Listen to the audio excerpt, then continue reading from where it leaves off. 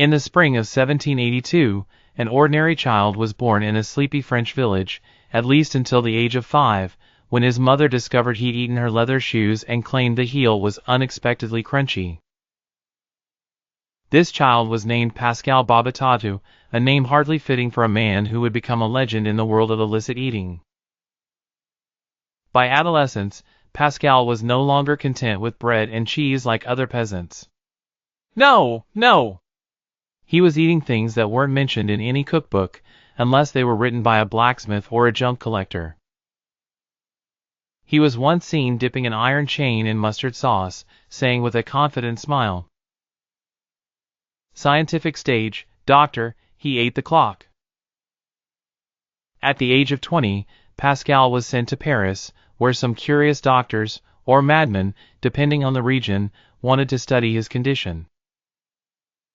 He entered the St. Ludic Lunatic Hospital with a smile, carrying a bag full of non-food items, burning candles, padlocks, a small bowling ball, and a book on morals, which he decided to eat rather than practice.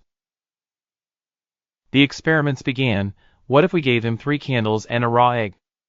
He ate them, and didn't even burp. Well, try a brass ruler with him.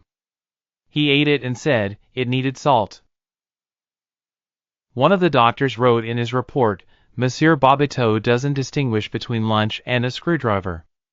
He devours whatever is placed in front of him like fire, only with a little more agility."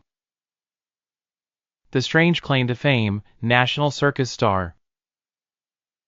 And since Europe always appreciates strange talents in a strange way, Pascal became a circus star. The headline act was called, "The Man Who Ate the Waiting Room." Visitors would come from all over to see him accidentally eat a guest's keychain, then apologize, saying, "I thought it was a metal bean. Sorry."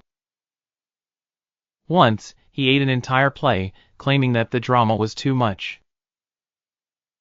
The end of an indigestible genius. Toward the end of his life, Pascal decided to try eating something symbolic, so he ate a small statue of himself.